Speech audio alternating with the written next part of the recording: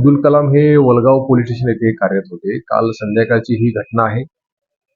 ह्या घटनेमध्ये ते पोलीस स्टेशनला जात असताना मागून चारचाकी वाहनाने त्यांना उडवण्यात आलं आणि त्यामधील काही आरोपींनी त्यांना उतरून परत चाकूचे त्यांच्या अंगावर घाव घातले.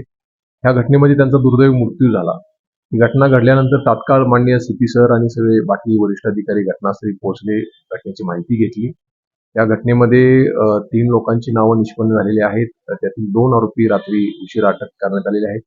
त्यातील एक आरोपी या घटनेमध्ये जखमी आहे. तो सध्या हॉस्पिटलमध्ये उपचार घेत आहे. त्यालाही सुद्धा डिस्चार्ज झाल्यानंतर अटक करण्याची कारवाई करण्यात येईल.